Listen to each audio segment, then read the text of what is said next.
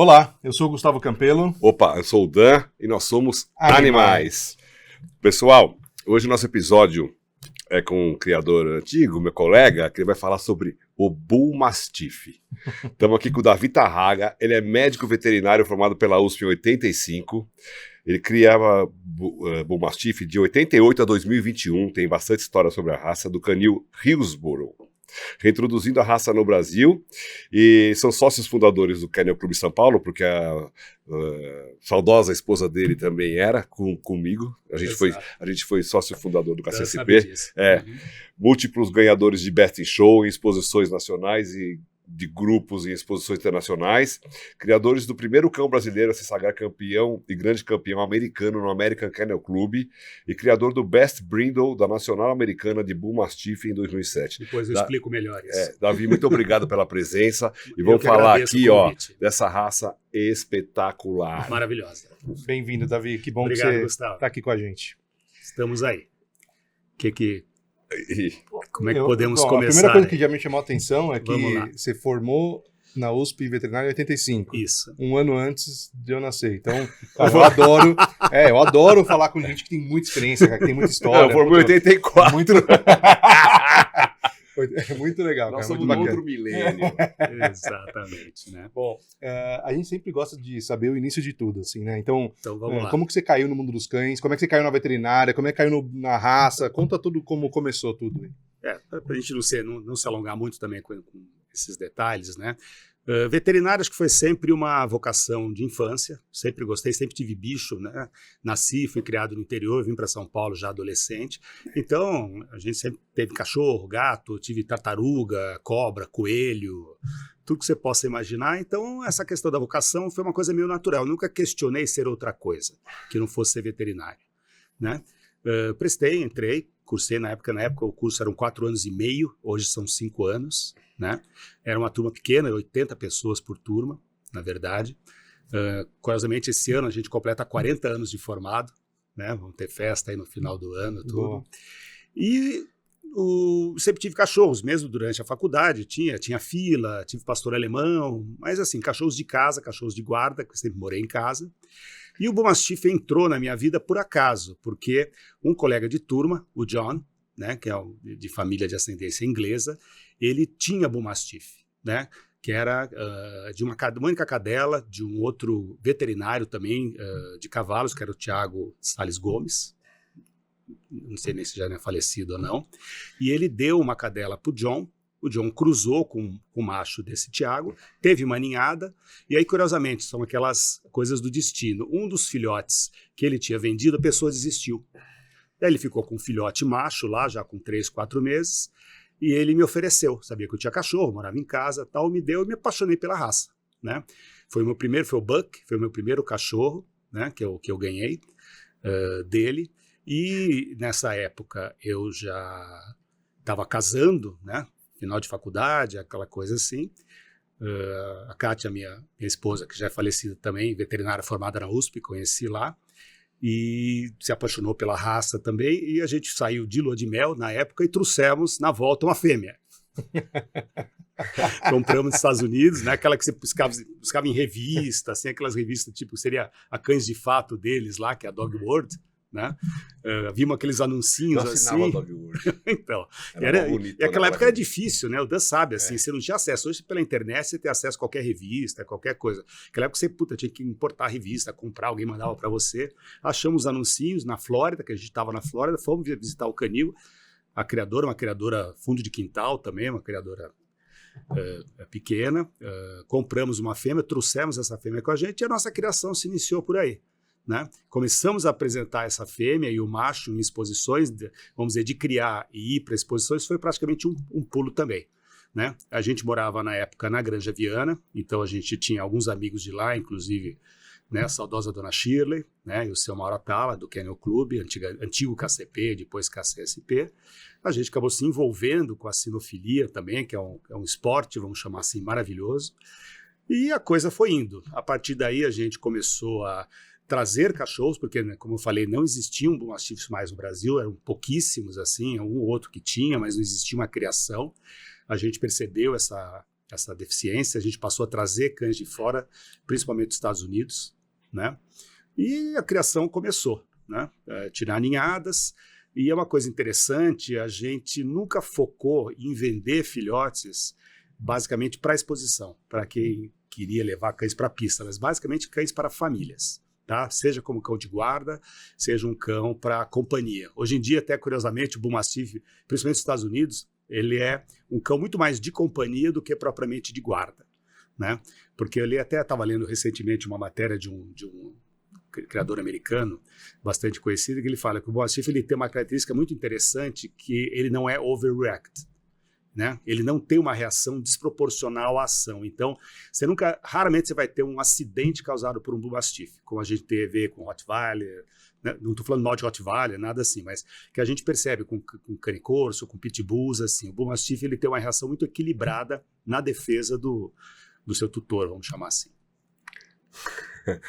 Muito legal, né? Muito bacana. E fala da origem da raça pra gente, porque a gente vê o Bull Mastiff, né? Parece que tanta raça, né? Parece. Tem algumas próximas, né?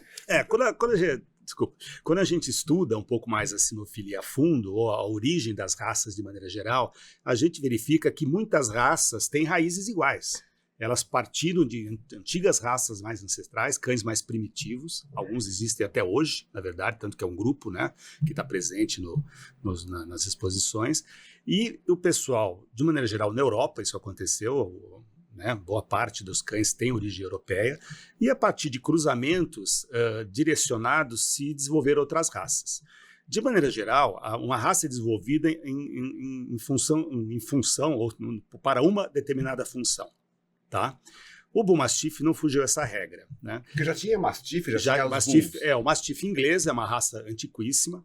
O antigo Bulldog inglês, não é o Bulldog que a gente tem atualmente aí. Que é o Old English. Que é o Old English Bulldog. Existe até uma vertente, assim, não sei como é que anda isso hoje, do pessoal querendo trazer de volta esse Old English Bulldog. Que tem muito nos Estados Unidos. Porque ele é diferente do Bulldogão que a gente está acostumado a ver atualmente aqui no Brasil. E existia uma necessidade, principalmente dos guarda-parques ingleses, de ter um cão que o acompanhasse nas vigílias, né, no policiamento daquelas reservas, nas áreas que pertenciam à nobreza, coisa assim, contra caçadores clandestinos. Por quê? Caçador clandestino também tinha cachorros de caça, né, menores, assim, tipo pointers, outras raças que serviam para isso, que ficava desproporcional, vamos dizer, a abordagem de um guarda-caças para um caçador que estava lá clandestinamente, que tinha cachorros. Então, se pensou em usar alguma raça para isso. Pensaram no Mastiff inglês. Só que o Mastiff inglês é um cão que pode chegar a 100 quilos. É um cão pesado, é um cão relativamente lento, vamos dizer assim. Então, não servia. Pensaram no... Isso na Inglaterra ou nos Estados Unidos? Inglaterra. A origem da raça é inglesa. Século XIX, final do século XIX. Né? Pensaram no Bulldog, com as raças que eles já tinham lá. Pensaram no Bulldog inglês, no antigo Bulldog inglês, só que era o contrário. Era um cão de porte menor, era um cão ágil, mas um cão extremamente agressivo. Eles não queriam que esse caçador também fosse ferido, fosse dilacerado, qualquer coisa nesse sentido. Então, o Mosley, que era um criador de outras raças na Inglaterra, ele começou a pensar e começou a fazer cruzamentos seletivos entre bulldogs e mastifes ingleses. Né? Isso, né, geneticamente, a gente sabe, isso demora, é um processo de fixação dos genes, é uma coisa que leva tempo até você conseguir ter um padrão definido.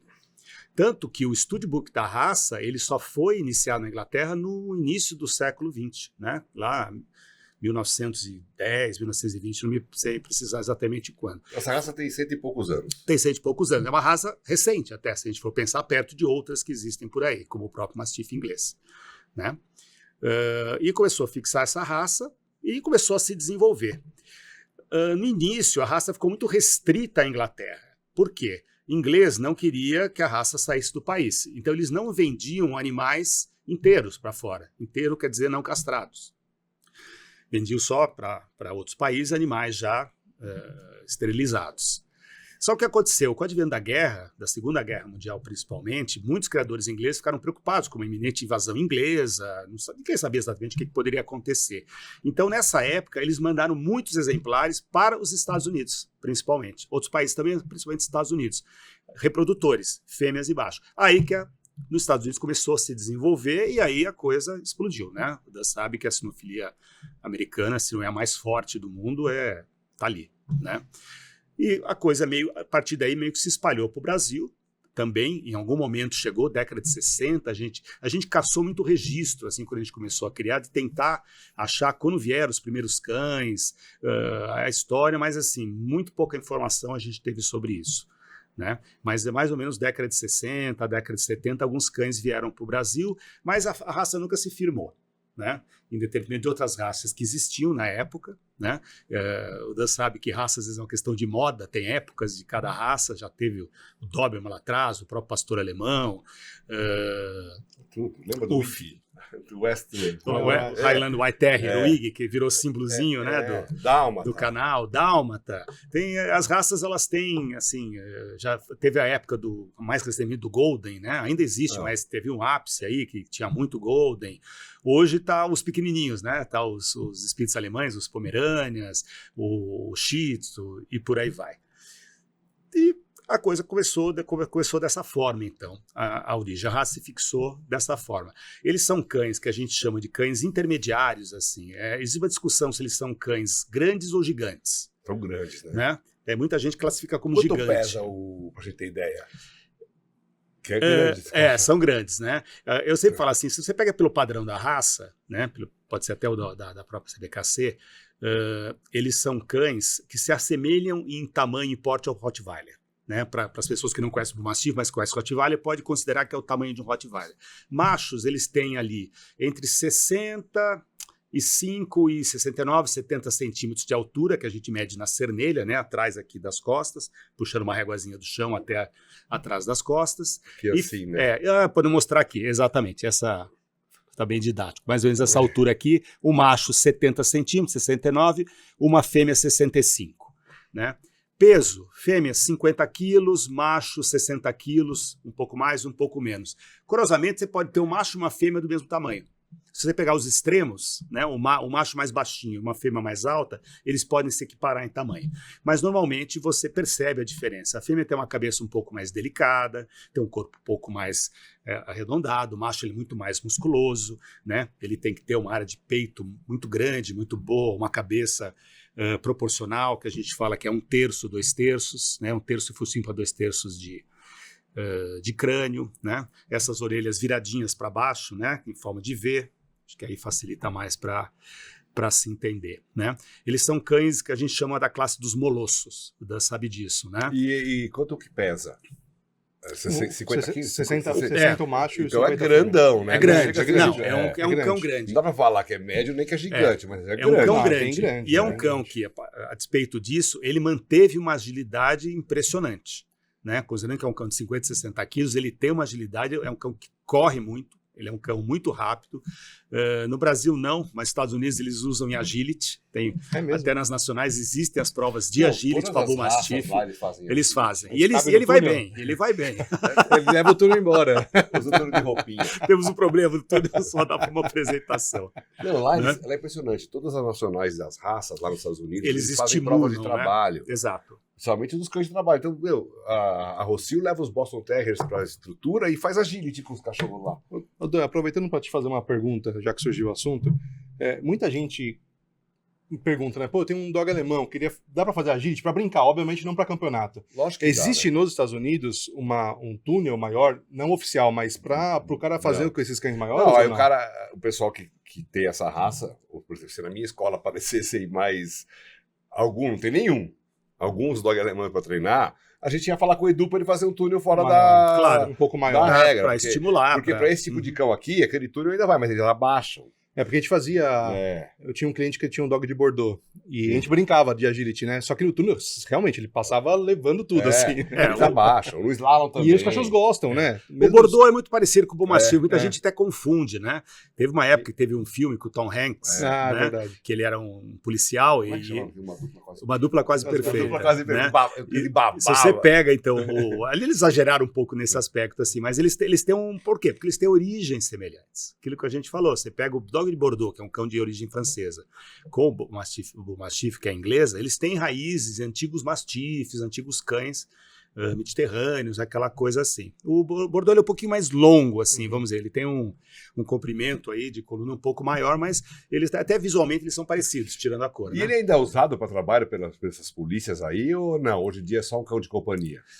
É muito mais um cão de companhia. Não tenho notícia de pessoal usar, por exemplo, para policiamento ou para porque agora coisas todo mundo usa desse Malinois, cães mais leves, Exato, né? com habilidades mais específicas, né? De E olfato, proporcionalmente tal. onde ele é mais popular, na Inglaterra ou nos Estados Unidos? Hoje em dia, eu te diria nos Estados Unidos. Até por volume de criação, volume de registros no AKC. Inglaterra é um país pequeno, né? Quer dizer, e você imagina aquele país com aquelas casinhas pequenininhas, o pessoal criar um cachorro de 50, 60 quilos. E é curioso que mesmo nos Estados Unidos, não é comum, pelo menos na minha raça, você ter criadores que têm aqueles canis profissionais, assim, cheio de baias, aquela coisa assim. O cara cria dentro de casa. Ele tem 1, 2, 3 cachorros, mesmo que sejam cães de reprodução, de exposição, eles criam dentro de casa mesmo.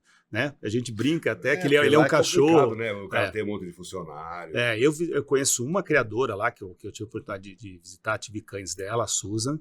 Ela morava assim numa fazenda, uma área grande. Ela tinha casa e do lado ela tinha como se fosse uma estufa, até por causa do frio, em que ela tinha os canis. Ela tinha um funcionário que cuidava, que é uma dificuldade, é difícil você ter funcionários, é muito caro manter isso, né? Quem cuida só é o próprio proprietário ali. Isso que é dentro de casa mesmo. No fim, no basement, eles têm lá um canilzinho, prende ali quando precisa, dorme dentro da caixa de transporte, e assim vai, né? E o Bull Mastiff é um cachorro que se adapta tremendamente bem a viver dentro de casa, né? Eu tive vários exemplos de cães que eu vendi aqui no Brasil, cães que moravam ali em Genópolis, em prédios, né? Que tinha que arrastar para ele sair para passear, ele queria voltar logo para dentro de casa. Tanto nos Estados Unidos, eles têm uma expressão que eles chamam esses cães, né? De coach potatoes, né?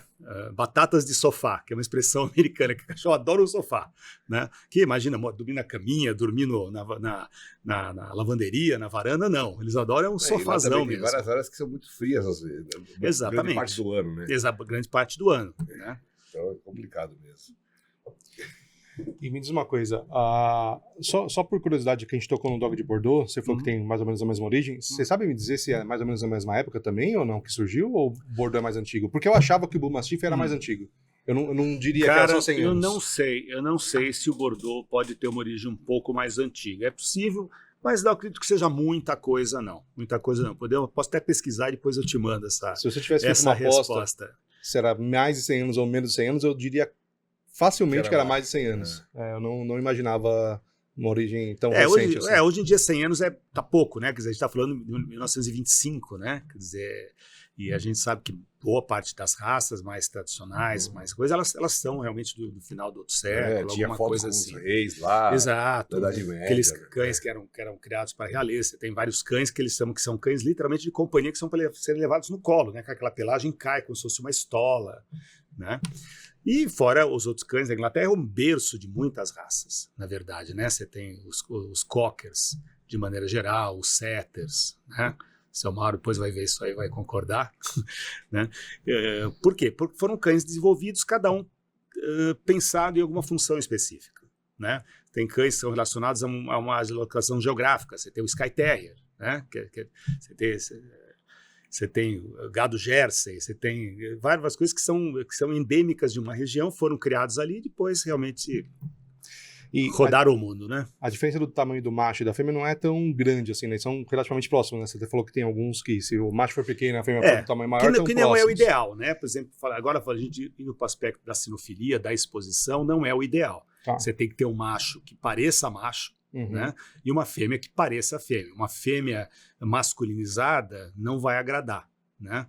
Assim como um macho muito delicado também não. Então, normalmente, numa exposição, você vai perceber a diferença entre machos e fêmeas, né? Eu citei mais como uma curiosidade que, pelo padrão, as linhas se cruzam, vamos dizer assim. Mas o ideal é que você tenha um macho aí com 68, 69 centímetros de altura e que pese aí 60, 60 e poucos quilos. E a fêmea ideal é ter 50 quilos. Mais ou menos 50 quilos. Você vai medir 10 centímetros menos. Mais ou menos. Tem uma isso. diferença, mas não é tão absurdo assim. Não. A minha pergunta era justamente se o acasalamento é normal, se é necessário fazer inseminação. Não, casamento normal, sem problema nenhum. Eu já fiz aí como veterinário falando, né? Eu já promovi vários acasalamentos.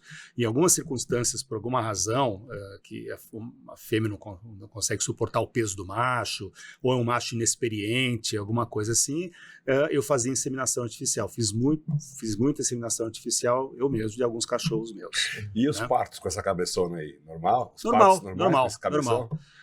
Tá falando nisso? E são partos longos, uma ninhada de Bull Mastiff, a gente fala numa média de 8 filhotes. Bastante. Né? Você pode até ter mais. Eu tive ninhada de 12 já. Caramba. Né? Que não é o ideal, porque demora muito. Eu tive parto de 24 horas. Né? Levou 24 horas para parir. Depois para cuidar de 12. As fêmeas, né? Nem todas as mamas da cachorra são funcionais, então tem leite que se concentra mais em algumas. Aí a gente quer fazer um rodízio de tirar filhote, colocar filhote, tirar filhote, colocar filhote, até eles se aprumarem ali e conseguirem, né, disputar realmente o leite. E qual é a situação da raça hoje no Brasil? Existem muitos exemplares, muitos criadores? Olha, desde que eu parei, né, de certa forma, em 2021, eu tenho ido em algumas exposições, mais para reencontrar os amigos, né? Tive na Mundial, como a gente estava comentando antes de entrar no ar aqui, para ver o que tinha até a nível de América do Sul, e muito poucos cachorros do Brasil, pelo menos expostos naquela Mundial. Não sei se isso serve como parâmetro, né? Nas exposições também, poucos cães sempre. É muito difícil você conseguir reunir, por exemplo, o suficiente para fazer uma especializada. Porque 15 cães, né? Esse troféu, inclusive, ele é da primeira especializada que a gente conseguiu montar no Brasil, né, que foi em 99, né? A gente colaborou, fizemos os troféus e, no caso, a gente ganhou aqui o melhor macho na época, foi em Porto Alegre, isso aí. Né? Então, ela continua um pouco incipiente, né? Enquanto a gente criou, assim, durante muitos anos, né? A gente começou a criar em 88, eu te diria por 10, 15 anos, não tinha ninguém. Era só a gente que criava, né? A gente sempre teve anúncios na Cães e Companhia, assim, desde sempre. Na Cães de Fato, do Marco Flávio, a gente tinha anúncio em todas as edições, mas no sentido de promover a raça, de estimular o que o pessoal tivesse, os cachorros, mas a criação, ela... que eu nunca decolou, nunca se de virar um cachorro popular, vamos dizer assim. Em algum momento, eu falei depois desses 15 anos, né, as datas podem estar um pouco erradas, assim, a gente começou a perceber a entrada de novos criadores, ou de novas pessoas reproduzindo cães, não vou dizer que sejam criadores. A gente percebeu muita gente preocupada ou interessada basicamente no valor de venda de um filhote, né? Então era uma questão mais comercial, na verdade, do que criação. Então misturava, né, Zé com Mané para tirar alguma coisa ali. Não existia um critério de criação.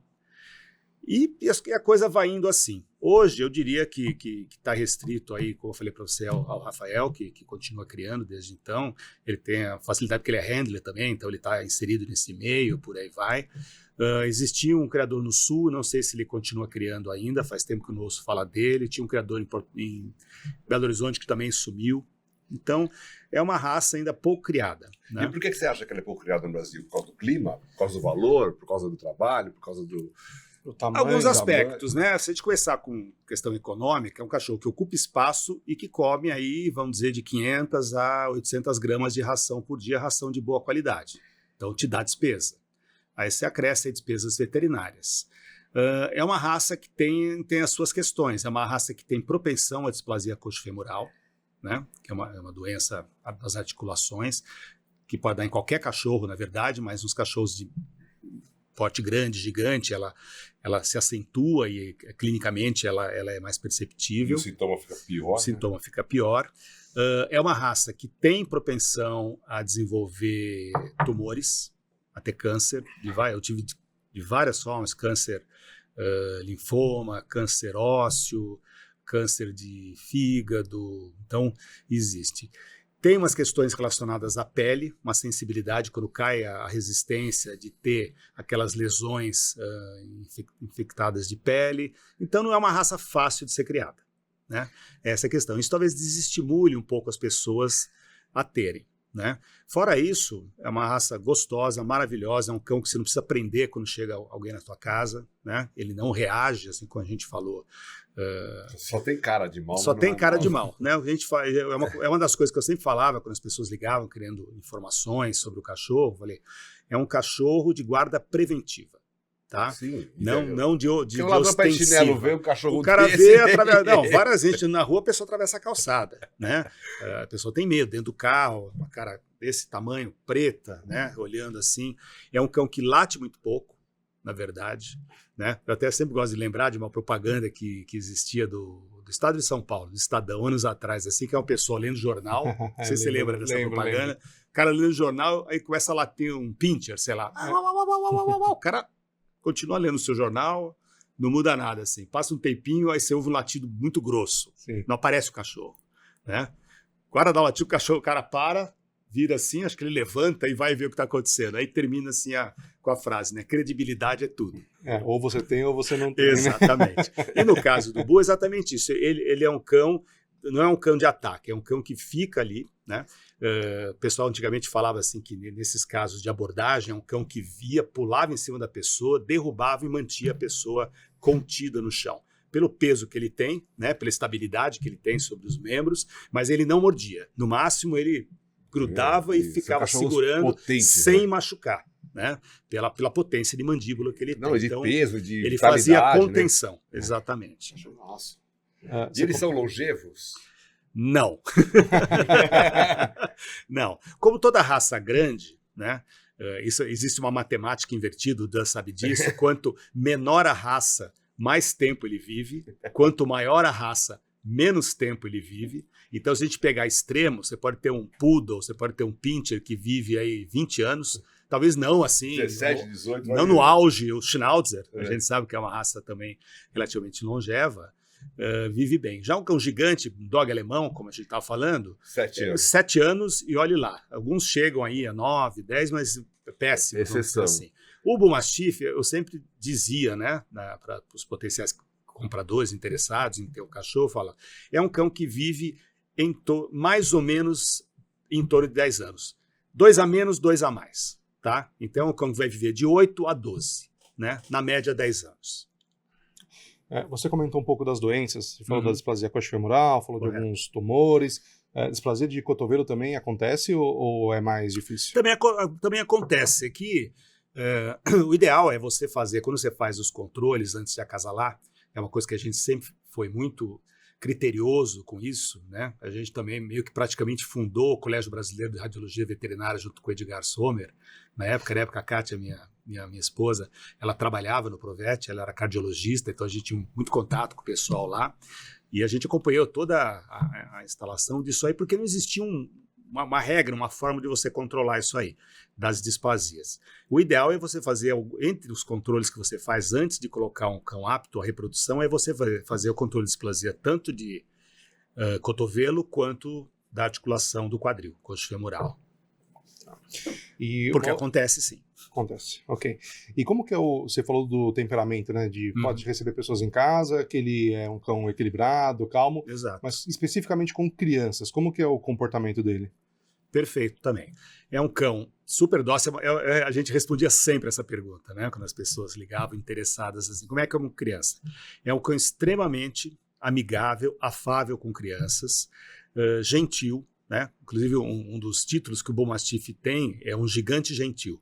O pessoal fala, que ele é um cão delicado nesse trato, assim. A única questão que eu colocava, assim, crianças muito pequenas, né? O tamanho dele. Ele pode dar uma esbarrada, ele pode chegar para brincar, querer pular, não com nenhum sentido de agressividade, mas sim de impetuosidade, né? E derrubar essa criança, por exemplo, em função de diferença de peso, né? Uma criança aí de 15, 20 quilos, um cachorro de 60. Vamos dizer assim. Mas, de maneira geral, é um cão extremamente afetuoso com crianças. E aqui no Brasil ele sofria com calor? Sofre com calor? Não muito. Como todo cachorro, né, você precisa tomar os cuidados necessários de não querer passear ao meio-dia. Isso até hoje eu falo como veterinário com meus clientes. Não sai para passear meio-dia, 2 horas da tarde. Com nenhum cachorro. Com nenhum cachorro, seja peludo, seja sem pelo. Não sai, vai machucar, as patas, pode queimar né, as almofadinhas. O cão ele tem uma dificuldade de promover a homeotermia, né? Homeotermia é o controle da autocontrole que a gente faz da nossa temperatura, né? Por quê? Porque o cachorro não sua, né?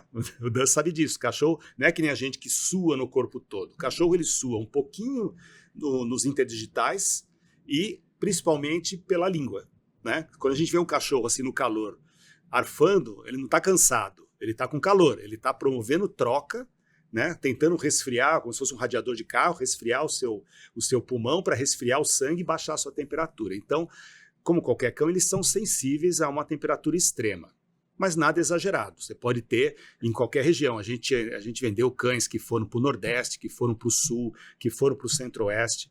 Vendemos cães para fora do Brasil, Uruguai, Argentina, né? Mandamos cães para os Estados Unidos, né?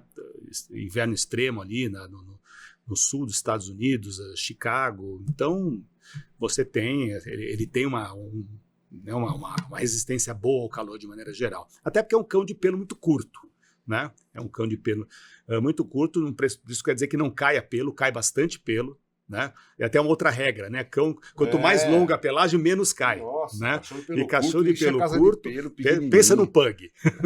É uma fábrica de pelo. Você está o dia inteiro varrendo. Labrador, esse cachorro enche a casa de pelo. Exatamente. Paulistinha, né? Não é? Todos eles. O cara fala, não, um cachorro de pelo curto, não. Vai ter que passar um paninho, uma escovinha ali, senão vai encher a casa de pelo. Exatamente. Eu ia contar uma experiência que eu tive, eu perguntei como que ele é com crianças, né? Porque eu tinha um vizinho, o seu Osvaldo, e ele tinha um husky. E eu adorava ir brincar com o husky. Eu não lembro o nome do cachorro, mas eu adorava ir lá brincar com o husky. E aí um dia eu fui brincar e ele falou, não, mas hoje acho que não vai dar pra você brincar porque eu tô com outro cachorro aqui, né? E eu não sei se ele é bravo, ele é o cachorro sei lá, da filha, do filho, não sei. Não sei se ele é bravo, melhor você não entrar. E eu vi o cachorro de longe, um cachorro enorme, eu falei, caramba, que cachorro lindo e tal. Eu falei, pô, mas eu queria brincar, não sei o que e tal. Ele falou, não, então só um minutinho, eu vou prender esse outro cachorro, que era um Bull Mastiff. Ah, né? era um Bull Mastiff? Era um Bull Mastiff, ele prendeu. E eu fiquei brincando com o husky. E eu, sempre gostei muito de cachorro, sempre fui maluco por cachorro. E aí comecei a brincar com o cachorro, de repente eu ia lá no portão onde o cachorro tava e comecei a me aproximar, e, quando eu vi eu tava fazendo carinho no cachorro. Eu falei, bom, aparentemente ele é bonzinho, soltou, abriu. Cara, esse cachorro, eu não me lembro, a minha memória me diz que é um macho, mas eu não tenho certeza. Deu ipom. Mas ele era tão, ele era tão delicado mesmo, cabeçudo, eu me sentia muito pequenininho perto de um cachorro enorme. E esse cachorro ele vinha numa boa, pedia carinho, e vinha, sentava do meu lado numa boa, mas sem ser tão estrambelhado assim. Eu não sei a idade desse cão, mas me marcou muito, cara. E era um Bull Mastiff, com certeza, porque eu me lembro, eu adorava já de raça, a idade, já sabia bastante coisa de raças. Faz tempo isso? Muitos anos? Ah, então eu tinha uns 8, 9 anos, então eu tinha, já faz uns 30 anos. Faz uns 30 anos. Existe uma possibilidade bastante grande de ser um cachorro da nossa criação. Porque se a gente pensar 88... No Ipiranga.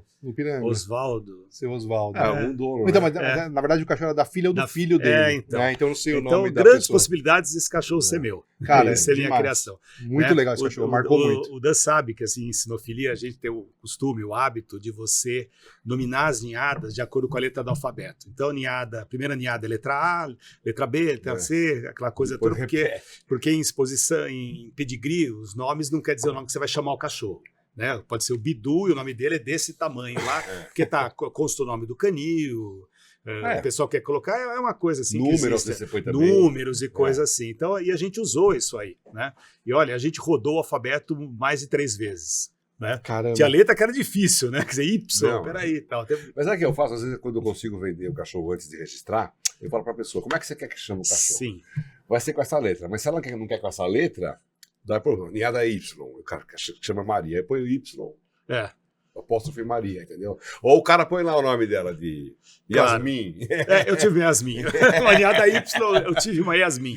Uma Yellow e uma Yasmin. Que é bom pra gente, né? É bom, primeiro que ajuda A gente saber, né? Ah, sim, você identifica assim, como é que chama seu cachorro? Chamava Dana alguma coisa, que ano que ela nasceu? Peraí, a ninhada D daquele ano tal. Então, até você procurar documento e coisa assim, ajuda, é uma forma de você controlar. Mas que bacana Não, essa experiência é muito legal, marcou muito. E com outros cães, qual é o temperamento? Como que eles se dão, assim? Não se dão muito. Não se dão muito. Não vamos mentir, não. Aqui é uma das perguntas que o pessoal fazia também. Eu falo, sempre que você introduz um filhote, é muito mais fácil. Né? Um filhote numa casa que já tem outros cachorros, você vai ter uma facilidade maior de integração. Né? Óbvio que depois, quando esse cão for adulto, pode existir uma disputa de território. Né? Mas não é garantia que vá ter problema ou não ter. Agora, você levar um cão já adulto para uma casa que já tem outros cães, é sinônimo de problema. Bom, a Chief, ele é territorialista, ele defende o seu território, defende você dentro daquele território, então não é uma coisa simples. E curiosamente, em casa, eu tinha muito mais problema entre fêmeas do que entre machos. Né? O problema de machos é quando tem fêmea junto. Então, no cio ainda. Né? Eu tenho um cliente, né, que já teve, inclusive, o Bull Mastiff meu, ele só tem machos. Ele não tem problema. Ele tem cane corso, Rottweiler, fila. Tudo macho? Tudo junto, não tem problema. De vez em quando dá mas nada que impeça o convívio. De vez em quando eles têm umas desavenças ali, por ciúme, alguma coisa assim, mas vamos dizer, eles são criados juntos. O problema é quando tem uma fêmea junto ali, por questão do cio, aí você exacerba essa questão aí da reprodução, tudo, e fica mais difícil.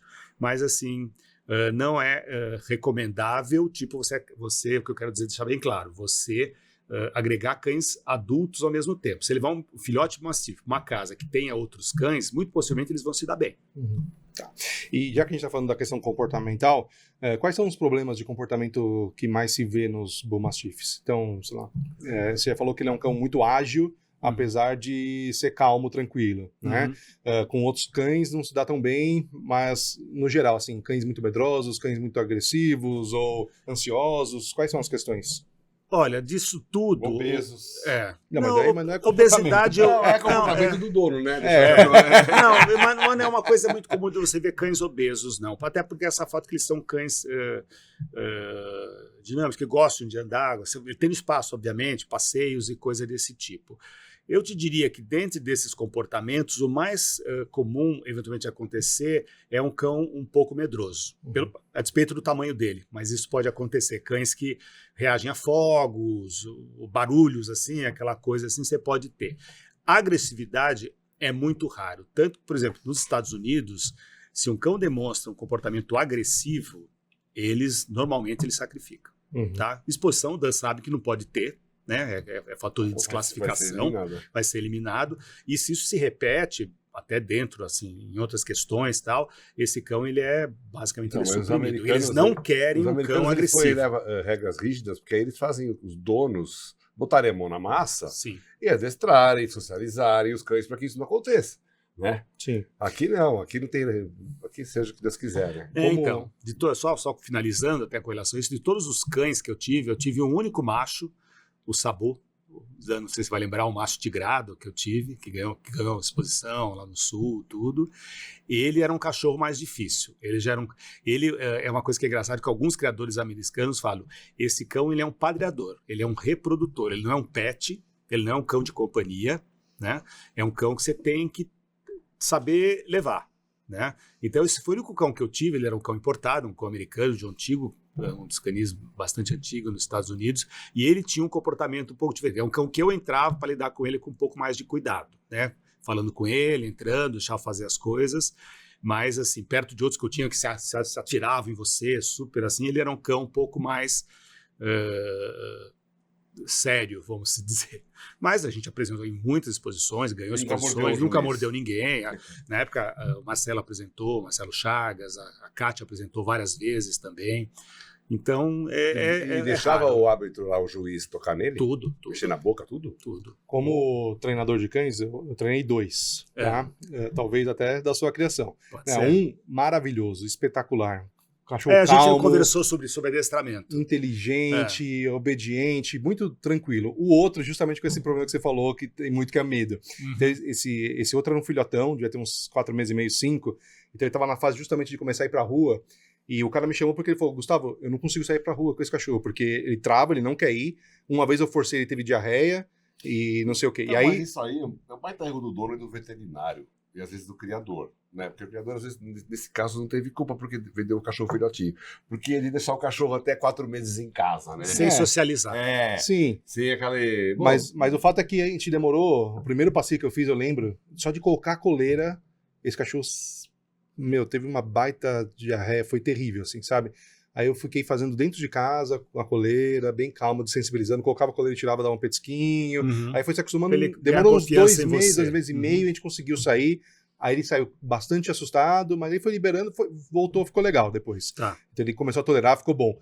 Mas marcou justamente essa questão do medo, né? Eu falei, cara, cachorro desse tamanho. Pois é, mas você vê que acontece, quer dizer, dentro dessas particularidades, é mais fácil você ter esse padrão do que propriamente um cão agressivo. Sim, um cão muito bravo. Mas né? de maneira geral, obviamente, você tem muito mais experiência que eu, só tive experiência com esses dois de treinamento, né? Como que eles são, de maneira geral, para aprendizagem? Isso é uma das coisas que a gente sempre quis, questão de fazer desde sempre, até para ver como é que eles reagem ao adestramento, né? A gente trabalhou com alguns adestradores aí ao longo do tempo e o que a gente percebia, ele é um cão, ele tem, isso você como adestrador sabe melhor do que eu, um tempo um pouco mais longo de compreender, vamos dizer, os comandos, vamos dizer, né? Dentro daquela tabela de inteligência, né, que o pessoal teve uns anos atrás que estava na moda, dizer o cachorro era mais inteligente que o outro, né? Que na verdade é o tempo que o animal leva para assimilar um determinado comando que você está tentando passar para ele. Ele reage bem, é um pouco mais lento, mas aprende todos os comandos básicos. Isso nas exposições americanas, principalmente, além das provas de agilidade, tem as provas de obediência, né? Aquelas provas padrão que você fica, cachorro do lá, grupo 2, né? O cachorro tem que ficar lá, daí você chama, ele vem, dá aquela voltinha, aquele padrão de treinamento de obediência. E ele reage muito bem. O que a gente chegou a fazer também, o que eles não reagem bem é você tentar adestrá-lo para ataque. Tá? A gente brinca que ele reage mal. Aí sim ele pode ser overreacted. Não é um cachorro para isso. E aí você não segura, né? Vamos dizer, né? Porque diferentemente, por exemplo, do Rottweiler, que foi uma raça criada especificamente por Shuthound para aquelas provas de adestramento, aquelas coisas que eles têm que ser um autômato. O cara tá no meio do ataque, você dá um comando, ele para, né? O Bom Mastiff não vai parar. Porque ele não tem isso vamos dizer... Ele tem isso do Bulldog, né? Exatamente. Então, você não vai conseguir, talvez, segurá-lo a partir de um determinado momento. Então, a gente percebeu, a gente chegou a adestrar um cachorro para ataque, mais para ver como é que ele reagia, a gente viu que a reação não estava sendo boa, a gente parou na hora. Melhor não fazer isso. Melhor não fazer. Para adestramento de obediência, tranquilo.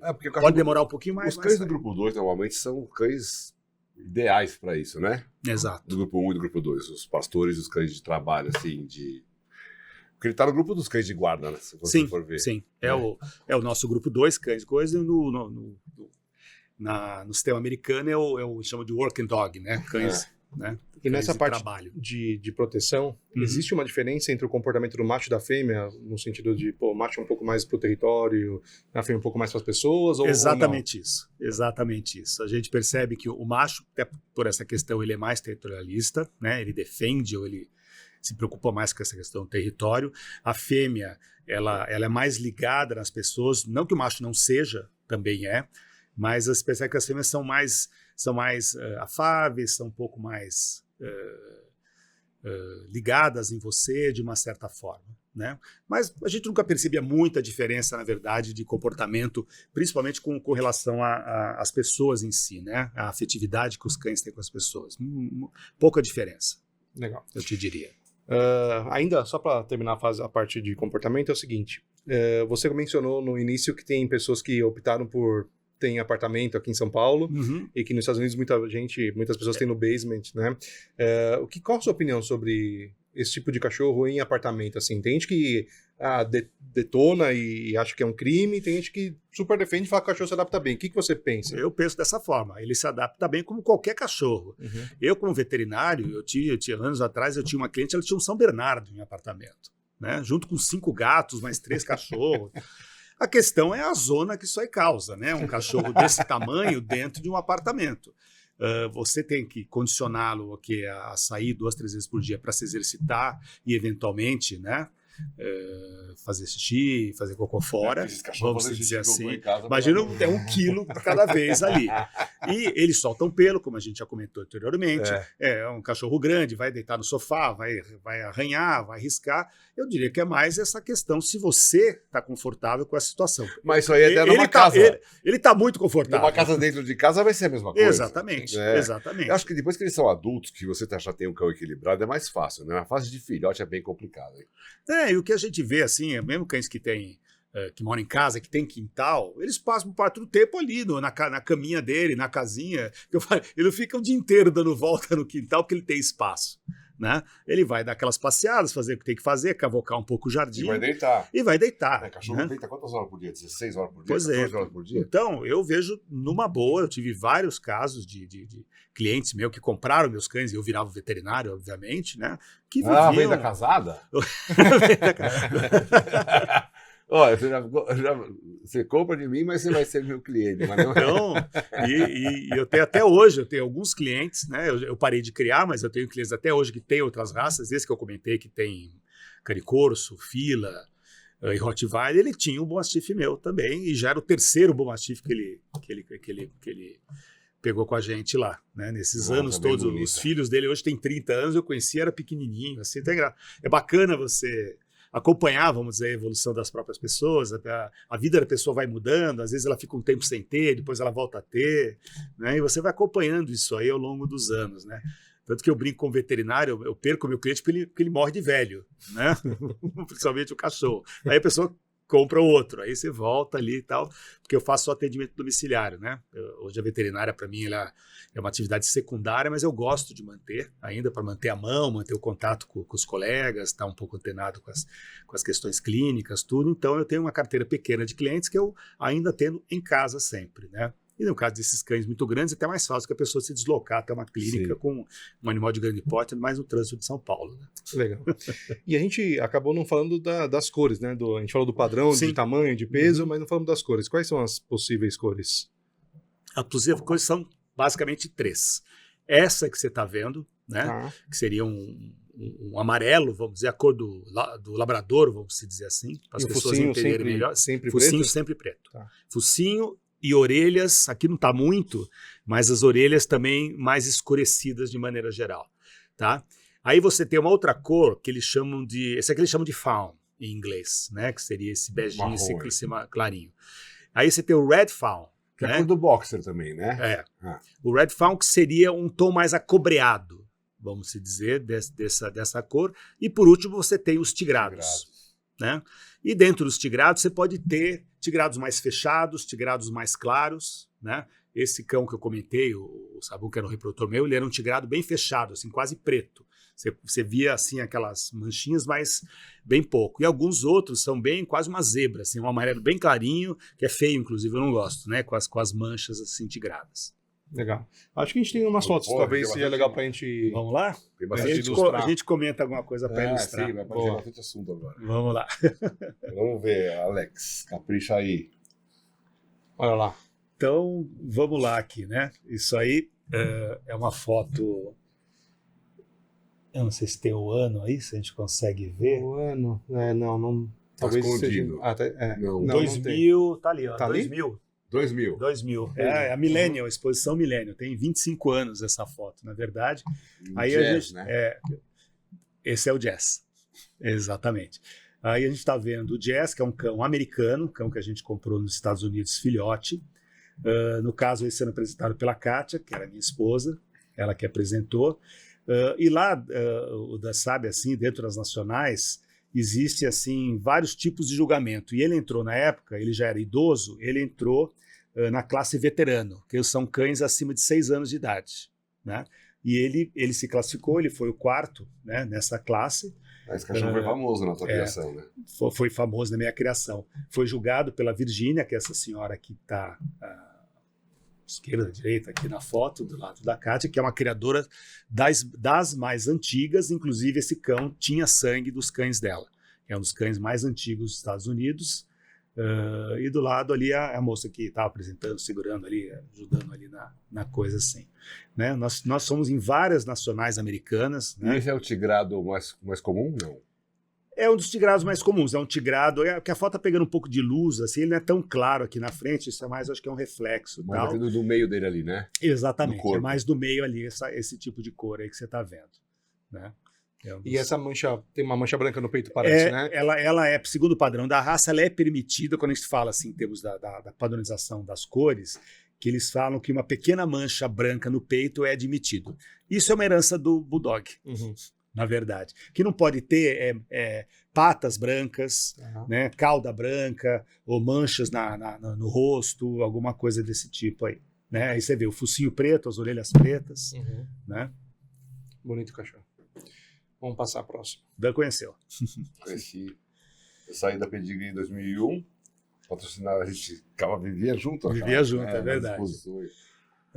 Aí esse a gente é um marrom, né? Aqui, né? Esse é um Red Fawn, exatamente. Ele é um pouco mais escuro. A foto também não tá boa. Ele era mais avermelhado, na verdade.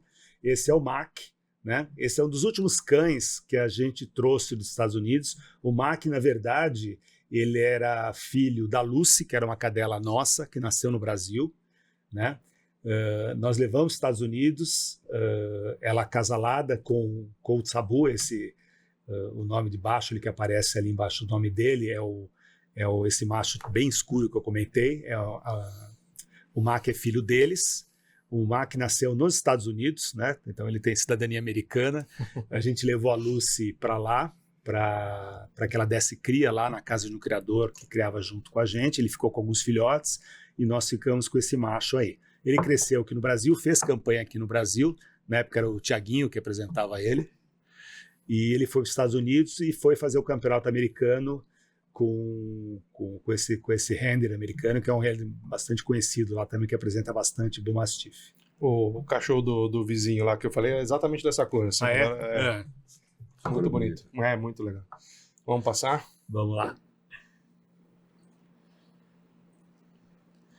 Aí foi alguma das capas que a gente fez, tanto revistas mais assim voltadas para um público leigo, né, que é o caso da Cães e Companhia, como para cães, revistas especializadas em sinofilia também. Essa foi uma das edições da Cães e Companhia que a gente fez. Mas essa revista era importante, né? Né? Ela os foi anúncios, tudo. Ela era um marco, né? Quer dizer, era uma referência, assim, ela tabela de valores para você se balizar, tanto como comprador, como criador, em termos de valores e tal. E era muito do Marcos Penac. Do Marcos Penac, né? E é isso uma das vezes que a gente foi à capa e teve uma matéria bem bacana, justamente tudo que a gente conversou até agora, explicando por que ter, né? E é engraçado que é uma coisa que na matéria, depois a gente falava assim, eu também falava assim, por que não ter? Olha, não tenha, por isso, né? A Kátia até falava assim, você fica mais tempo convencendo o cara a não comprar do que a comprar. Mas é bom isso. Eu falo, não, é justamente por isso, a pessoa tem que ter certeza, não comprar por impulso. Tanto que a gente nunca vendeu em pet shop, nunca fez em ofertas, assim, aquela coisa assim, porque a gente teve um índice de devolução, acho que eu tive um cachorro devoluvido durante todos os anos de criação. Quantos vocês tiveram máximo, assim, no auge da criação? De ter no canil, 8. Não era muito. Não, isso que eu digo. A gente sempre considerou eu digo artesanal, vamos dizer, um criador consciente. Assim, aquela tinha coisa. O quê? 3, 4 ninhadas por ano? No máximo. Às vezes 2 ninhadas, uma cada semestre. Né? Porque isso nunca foi, na verdade, a nossa fonte de renda, a nossa fonte de trabalho. Então, para a gente era um prazer, era um hobby criar. E dá trabalho, né? Dá trabalho. Então, a gente procurava também limitar, não ter uma criação muito extensiva de gerar muito filhote e tal, justamente até para não ter esse problema de depois você de tem devolver, qualidade, né? não tem quantidade. Exatamente. Né? Né? É legal. Legal. E os filhotinhos são incríveis, né? Muito bonitinho. Muito bonito. Então, aí você vê o macho tigrado, o macho mais escuro, na verdade. Bonito essa cor. Né? E um outro filhotinho mais avermelhado. Essa foto é do Johnny, inclusive. E o olho sempre escuro. Sempre escuro. Isso é uma outra... Não pode nem ser um castanho claro, tem que ser aqueles preto. Olhos de leão, vamos dizer assim. Não, isso é penalizado, não pode. Ok. Vamos passar. Olha que bonito. Essa é uma outra fêmea linda, também de criação bonita, nossa, né? A Uma. Essa fez campanha lá com o Marcelo, nos Estados Unidos, é uma de alguns anos atrás. E a Uma, ela foi a primeira fêmea brasileira. A gente fez, o Dan falou naquele breve currículo no início, né, que a gente fez alguns campeões americanos. O primeiro campeão americano nascido no Brasil foi nosso, que é esse quadro que a gente vai mostrar depois, que é a Cora. E primeiro cão que foi grande campeão americano foi a Uma. É bonito, hein? Bonitona. Com um juiz aí que era Peito, já é cabeça, bem falecido. bonito. Linda, linda. Tinha um temperamento maravilhoso. Qual a idade também. dela nessa foto aí? Não sei se a gente tem a data aqui. Ela devia ter uns 3 anos aí, provavelmente. Né? Muito bonito. Séria, né? Casa de séria. Mas Fechado, uma né? pessoa vê um cachorro desse no portão, você vai entrar. Não, imagina. E tá vendo? E você vê, e é uma fêmea, né? Tá vendo? Sim, Apesar ela de tem- ser fêmea, ela Mas tem uma fêmea cara. imponente. Não é aquela cara delicadinha, aquela coisa, mas Ela tem uma cara de poucos amigos, essa aí. Não, depois forte, nós vamos, né? nós vamos ter Musculosa. fotos de machos agora, você vai perceber a diferença entre um cabeção, macho e né? uma fêmea ali, né? Muito bonito. Vamos passar. Esse é o título dela, né? Coisa de americano, né? Eles levam muito a sério o Dan sabe, assim. Então eles fazem todo Chique, né? tem Olha. toda uma coisa de pompa, esse conceito, você recebe isso aí É pelo porque isso aí ele vem dos correio. ingleses, né? Toda Pô. essa coisa, o pessoal enquadra, coloca na bem parede, é uma coisa super assim, eles levam muito a sério essa questão. Legal. Vamos passar. Vai, Isso aí, essa aqui é essa. essa que a gente está vendo aqui, né? E essa foi o que eu estava comentando anteriormente, foi a primeira especializada da raça Pra que legal a gente... ali a legenda, né? É. 99. 99, que a gente conseguiu fazer, foi em Porto Alegre. Na época quem apresentou Foi ele, especializada da raça? da Foi lá? raça, a gente conseguiu Existiram montar. mais especializadas? Eu acho que não. Que eu Só teve uma em saiba, Porto Alegre? talvez tenha tido alguma mais recente, que eu já não fiquei acompanhando, mas eu não sei se Difícil, chegou hein? a ter. Acho que tinha 15 cães nessa exposição, a gente conseguiu o apoio do Kennel Club lá, com a Leila, A na Leila época, Ribeiro, né? E na época quem apresentou foi o Jazz, inclusive, foi o saudoso Walter Schreiber, você lembra dele, Walter né? faleceu num acidente, né? Na estrada. Um monte de cachorro foi perdido, lembra disso aí? Não, esse foi o... Não, teve o Flávio também. O Flávio. O Walter também teve. Eu não tenho certeza se ele se adoentou. Bom, o Walter teve um acidente grave, né? Tá, voltando para o sul. E na época foi ele que apresentou os cães pra gente lá nessa Os Raiders exposição. da outra geração, né? É. Vamos Vamos passar. Walter era muito louco. Aí é só para mostrar, né? Eu achei correndo assim, que fala um pouquinho do padrão da raça, né? Tem algumas coisinhas. Foi uma das isso a gente está fazendo a revisão ainda da matéria que saiu naquela revista lá que a gente viu a capa um pouco antes, que pintou essa dúvida que a gente estava comentando. Ele é um cão grande ou um cão gigante, né? Fica essa dúvida aí. Eu considero que seja um cão grande. na O verdade, Mastiff é um né? cão gigante. E ele é um bom Mastiff. Exatamente, né? O Centro Dog Alemão, nessas Ele categorias. você falou, o Irish, Rottweiler não é um Nacional. cão gigante. Não é, exatamente. Né? É isso aí. Legal. Ó. Então, Nossa, que postura, Aí a gente né? consegue ver, né? Foi um anúncio duplo que a gente fez, na verdade. Então, do lado de cá está o Sabo, que eu falei que é aquele cão que era ele é um pouco mais sério, Uhum. de Cara maneira dele. geral. Né? Cara E ali fechado, hein? E ali do outro lado, né, a gente tem dois cães ali, né? Um é o Mac, aquele cão que já tinha aparecido anteriormente, Uhum. e o outro é o Nix, que é um cão que foi criado aqui no Brasil. Nós que levamos ele para os Estados Unidos para entregar para o atual proprietário, né? Ele é filho justamente do Sabo, né? Com a gente tem tanto cachorro, a gente acaba esquecendo aqui. Filho da Emily, que é uma cachorra também que a gente trouxe dos Estados Unidos, a Emily, né? Acasalou, ele nasceu aqui, ele foi para os Estados Unidos e ele ganhou lá, que é uma das maiores honrarias que existe lá. Ele foi o melhor cão tigrado da Nacional de 2007, se eu não me E engano. quando julga por cor ou pela raça? Então, nos Estados Unidos, nas nacionais, na exposição normal, de Todo todas mundo as junto. raças, todo mundo junto. Na nacional americana, ele entra todo junto, tá? Então ele pode ser o cão que venceu a nacional. O best, É best in show. o melhor da raça O melhor ou da o melhor raça. macho, que seja. É o melhor macho na nacional. Só que eles fazem uma competição em separado só dos tigrados. Porque existe de algumas raças assim um certo, vamos chamar de preconceito. E aqui no Brasil também tem, assim, de maneira geral, com cores mais escuras. Então, o Bull Mastiff tigrado, ele é um pouco, ou era um pouco preterido em relação ao outro. Como, por exemplo, aqui não sei se ainda existe, o pessoal vai comprar o labrador, ele quer um labrador ou chocolate ou o castanho, ele não quer o preto. Uhum. Tem algumas questões. O boxer, o cara prefere o boxer douradinho do que o boxer tigrado. Não sei se isso ainda é uma realidade, uma verdade aqui no Brasil. Mas nos Estados Unidos é.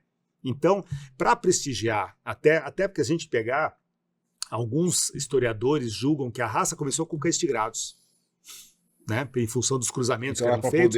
Os primeiros cães eram tigrados, né? E isso depois caiu num esquecimento e numa preferência pelos cães mais clarinhos, né? Então eles criaram essa competição em separado até para usar alguns padreadores tigrados, né? Exatamente. E o Nix, no caso, ele ganhou o melhor macho tigrado dessa nacional específica aí. O Mastiff que deu origem, ele não pode ser tigrado, né? Não, tem tigrado. Tem tigrado também? Até o filho acho que tem tigrado, não tem? Não. Vários sim, tigrados, sim, vários não, tons achei que o de Mastiff tigrado. fosse só a cor Tem. padrão. Não é muito comum, mas tem. Tá, entendi. Eu acho que as cores do Mastiff e a cor do Bull Mastiff são as mesmas, não são? Pela própria origem, acredito que sim. Eu pensei que o tigrado viesse justamente Ele dos não, Bulldogs. o Bulldog, ele mandou essa manchinha branca. O Bull Mastiff e a cor do Bulldog ficou fora dele, né? Do padrão dele. Ficou. Uhum. Se você pega fotos assim, ou desenhos desses antigos Mastiffs Bulldogs ingleses, ele parecia mais um Pitbull do que propriamente um Bulldog. Assim, ele tinha uma cara mais afilada, era um cão um pouco mais alto, mais comprido, né? Uma coisa assim, né? Não lembra muito o Bulldog atual, não. Me diz uma coisa, bom, temos mais fotos? Acho que sim. Temos. Tá, eu coloquei só como curiosidade, né? Até porque a gente teve essa exposição agora no último financiamento, se não me engano, que é a exposição de Crufts, que é considerada hoje, acho que ainda é a maior exposição do mundo. Você tem 20 mil cães inscritos, assim. E lá tem umas coisas bacanas, porque na Inglaterra, essa exposição em uma cidadezinha próxima de Londres, hoje eu não sei como é que tá, mas não tinham muitos handlers profissionais que apresentavam, era o próprio criador, o próprio proprietário que apresentava o seu cachorro. Então era interessante ver o cara chegando de metrô, de ônibus, com seu carrinho e tal. E lá é uma das poucas exposições no mundo que elas são benched ainda, né? Não sei se você vai lembrar disso, em que os cães são obrigados a ficar nessas gaiolinhas, um do lado do outro. Nas exposições americanas e aqui no Brasil, cada handler cria o seu acampamento, sua área fechada, cercado, você não chega perto do cachorro. Eu fui em exposição na Inglaterra, não no Crufts e outras, e é muito interessante isso aí, porque o cachorro fica contido por uma guia, mas está solto. Não, eu acho que ele não é o tempo todo, ele tem que ficar algumas horas, existem alguns critérios, algumas... Eu vou até pedir para o Alex puxar um pouquinho a foto, se puder, que daí acho que vai aparecer melhor para o público o terceiro cão ali. Não sei se é possível, Alex. O terceiro do cantinho, olha. Isso, só para ver. Eles ficam de boa ali. Ficam na boa. Tranquilos. Então eles ficam expostos, vamos dizer assim, e o proprietário fica ali do lado, o criador, e as pessoas passam, conversam, passam a mão, perguntam, né? Aí você vê até a malinha do cara, ele tá ali do lado do cachorro, tá vendo? É uma coisa ainda... Lá na Europa ainda uma coisa amadora, vamos se dizer assim, né? Em alguns aspectos. Muito proprietário apresenta, e se o cara é um cara caçador, ele vai com roupa de caça apresentar o cachorro. Não, é um show. Ver essas exposições é um show lá. Você vai aos Estados Unidos, parece que você está num concurso de Miss, tudo é um show diferente. Aí é um show mais roots.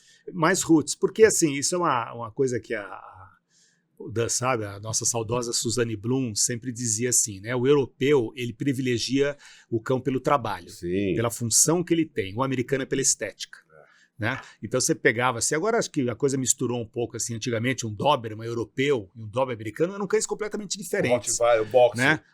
Cães estilizados americanos, aquela coisa feita realmente para ser exposto, para ser visto. O mais engraçado é que né? a gente tem cachorros americanos e usa o padrão europeu. Exato. Né? São os contrassensos. A gente sempre falava, se a gente cria cães americanos, ou vindo de canis americanos, ou a gente segue a sinofilia americana, só que o nosso padrão... A gente acostumou com o fenótipo americano. O nosso padrão, ele é europeu. E a maioria dos cães tem origem europeia. E o padrão que a gente tem que julgar os cachorros é europeu. A maioria. Meio bagunçado, né? Meio contrassenso. Eu perguntei se nós tínhamos mais fotos, porque eu queria te perguntar sobre essa questão do focinho, né? ele não pode ser tão achatado, né? Não, mas também obviamente. não pode ser tão proeminente. Como Exatamente, que é aquilo isso? que eu falei, assim, você pega o padrão da raça, ele vai dizer ali, a cabeça você divide em 3/3. O focinho tem 1/3 e E o aqui crânio tem tem dois. 2/3. Tá. Né? Aí tem lá a posição dos olhos, inserção das orelhas, o quanto ele tem de stop, né? Stop é essa linha aqui, né? Aqui, ó. É um pouco mais acentuado, menos acentuado. E é comum a gente ver, tanto em exposições ou em fotos de maneira geral, alguns cães que têm um focinho muito curto, né? Que serão punidos, né? São punidos, ou cães que têm o focinho um pouco mais alongado. Aí entra uma outra questão que diz respeito à mordedura, né? Como o cachorro morde. Pelo padrão, ele tem que ser uma mordedura em torquês. Mordedura em torquês é isso aqui. Uhum. Né? Como se fosse a ferramenta torquês, né? Que é uma coisa assim. Só que o padrão diz que ele pode ter um leve prognatismo inferior, ou seja, pode ser assim. Uhum. Tá? A mandíbula, ela pode Leve, passar né? leve, passar um pouco assim. Tesoura nunca. Tesoura nunca, Tesoura é desqualificante. É é desqualificante. Você nem coloca um cão desse Ou em ele pode ser cruzamento. assim, É. ou assim. E não pode ter torção da mandíbula, que você pega, que ele tem um lado mais levantado que o outro. Tem várias Se você questões tiver um aí. focinho muito curto, ele vai ser prognata. Provavelmente sim.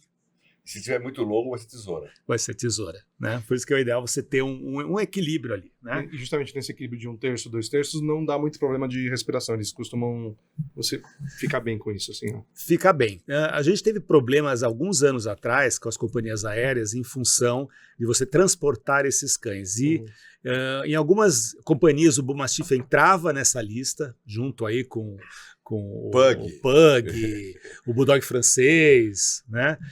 Em outras companhias ele não entrava. Né? Da mesma forma que aquela questão de sair ou não sair com focinheira na rua, né? Ele também entra ou não? Ou não, é uma coisa muito Não, variável. mas o Bull Mastiff acho que não tá nas... É aqueles nas cães leis. assemelhados. Assemelhados. Sim, mas na regra de São Paulo, por exemplo, Não, a Rottweiler, regra de São né? Paulo não Não tá. consta. Não, mas é consta. Rottweiler ou cães assemelhados. Ele Assim- parece com o Rottweiler. É muito relativo o que é assemelhado, né? Mas pro É que leigo... o Mastiff tá É. na regra de São Paulo. Então, Né? é uma bizarrice. Não, uma loucura. É uma regra racista. Põe a focinheira pra todo mundo, acabou. Não põe pra ninguém. Ou põe pra ninguém. Responsabiliza o cachorro que morde, É. o dono do cachorro que morde. Mas se vai pôr... É tipo assim, põe cinto de segurança só homem branco de 30 anos. Não, todo mundo põe, né? É só uma foto para ilustrar, e nessa foto a gente tem 2 fêmeas e um macho. Tá? Uhum. Só pra gente vendo. ver. Você vê que tem essa é uma fêmea mais delicada, aqui você tem uma fêmea mais parruda, né? Que até parece mais o macho, e em cima você tem o macho. Essa né? fêmea mais aqui, a minha direita aqui, Tá. ela tem o focinho mais comprido, né? Ela tinha um pouquinho mais comprido. E não a exposição, os hábitos preferem a da esquerda ou a da direita, a cabeça? A da esquerda. A da esquerda, né? Uhum. E acho que aquela lá respira mais fácil, com mais facilidade, né? Provavelmente. Aquela lá ia dar bem pro agility. Daria. Olha o macho lá em cima, cara de poucos amigos. Dele, ó. Uma cabeça forte, né? Musculosa. Bem legal. Muito legal. Temos mais? Mais. Olha lá. Aí é a foto daquele cachorro que eu comentei, que ele foi. Passa a próxima, por Que é favor. esse aqui? É esse aqui, né? Não. Ah, esse é Não. 2004. Essa foto tá melhor, que eu falei, foi esse macho que foi criação nossa, né, que ganhou a Nacional Americana do melhor cão tigrado em 2007, cão de criação nossa aqui. Tem outra Né? foto dele, né? Não sei se tem, Não, tem mais uma. não. Tem de novo aqui. Aqui a gente tem de novo o Sabo e tem o Nix, Nix. que ele é filho dele. Não vai Né? ter cachorro preto nunca, né? Preto não. Só O tigrado preto bem também não é. Não seria se chega a ser desclassificante, mas não é. Você perde muita porra. O cachorro não pode ser todo fechado, o cachorro preto. Né? E ele tem que ter, ou ele é clarinho, ou ele é tigrado. Tá. Né? Não pode ser um cachorro preto. Isso aí não está na raça. Ok. Né? Temos mais? Eu acho que é a última. Não, é mais uma. Temos a última, é uma historinha que eu estava contando pro De Gustavo antes da gente começar. Que é uma historinha, né? Isso é uma exposição mundial que teve aqui no Brasil em 2023, 23. que é 2023, que é, a gente pode chamar, é a Copa do Mundo, né, dos cachorros. Que é o É World Dog Show. É o World Show, é uma exposição que corre o mundo, cada ano é um país ou uma cidade diferente, e a gente sediou em 2023, foi ali no AMB, na verdade, um evento grande, assim. Eu acho que Foi a no gente... Center Norte. No Center Norte? É. Perdão, Center Norte. Center Norte. Eu não me lembro exatamente quantos Ali cães do lado do estavam Center, não é Center inscritos. Norte, é do lado do Center Norte. É. Mas Mas eu é acho que a gente teve em torno de 5 mil cães, alguma coisa assim. Foi um evento muito grande mesmo, né? E, na época, alguns meses antes, eu tive a ideia de ofertar um prêmio para o melhor Bull Mastiff da exposição, ou seja, o Bull Mastiff campeão mundial desse ano, né? E Você consegue ampliar essa estátua aí, esse brinde aí? chegar um pouco mais perto, aí essa estátua tem uma historinha, porque isso aí foi uma estátua de bronze que eu comprei nos Estados Unidos, numa daquelas exposições nacionais da raça, em que o pessoal angaria fundos. Então as pessoas doam, era uma estátua bastante antiga que um criador doou, eu arrematei num leilão, né, para ajudar principalmente a Rescue, né, toda a associação americana de cães, de criadores de cães, de raças, eles têm, né, vamos dizer ajuda assim, os protetores da raça. ou eles mesmos têm, assim, dentre eles, assim, uma associação de resgate e reencaminhamento dos cães. Tá? É um trabalho que você faz de responsabilidade com os cães que você cria, né? Então, para não alongar muito, eu arrematei essa estátua, ela ficou décadas comigo na minha casa, e quando teve essa exposição, eu tive ideia de mandar fazer uma base de pedra, colocar uma placa, né, e oferecer para o vencedor da raça na exposição mundial, que foi esse cachorro aqui, um cachorro que veio da Argentina, né, um cachorro muito bonito. E quantos Bull Mastiffs tinha nessa exposição, você lembra? Eu acho que tinha 17 ou 18 cães, se não me engano, entre todas as classes, vamos dizer. Tinha alguns filhotes, tinha alguns cães adultos. Eu acho que aí nessa final aí tinha 4 ou 5 cães, vamos dizer assim. Muito legal. Então eu fiquei muito feliz, assim, porque de perpetuar um pouco a história, né? A gente colocou o nome meu e da Kátia, da minha esposa, o nome do canil. Então eu sei que isso aí vai ficar realmente... O pessoal ficou louco quando viu o troféu ali, porque geralmente, o Dan sabe, você ganha uma roseta, que é um brochezinho feito de pano, assim, com umas fitinhas, eventualmente um troféuzinho, alguma coisa assim. Que já é uma coisa legal pela representatividade. O cara né? ganhou um negócio para a vida toda. Para a vida toda, exatamente. Muito legal mesmo. Vai botar na sala. Botar na sala, exato. Tava na minha sala. Muito bom. Acabou? Foi, as de fotos foi isso. Legal. A gente não perguntou, a gente comentou sobre... você quer mostrar o seu quadro? Vamos mostrar o quadro, depois eu faço a pergunta. A gente coloca aqui na frente, aqui, né? É uma das coisas que a gente... Aqui acho que dá, que tá bom? Tá. Não sei, Tá o Alex, bom aí, o Alex fala que fica legal. Dá pra ver bem, o Alex? Dá, beleza. Se ele quiser projetar alguma coisa assim. Acho que... Esse quadro tem uma historinha também. Essa é o quadro, é a Cora. É uma cachorra de criação nossa, uma das primeiras cachorras que a gente criou, né? Isso aqui foi em 2004, né? Que nós mandamos para os Estados Unidos. A gente começou a mandar cães para os Estados Unidos para fazer campeonato lá, porque aqui a gente não tinha competição. Né? A gente entrava e ganhava raça toda vez. Não, mas a competição era ganhar o Best in Show.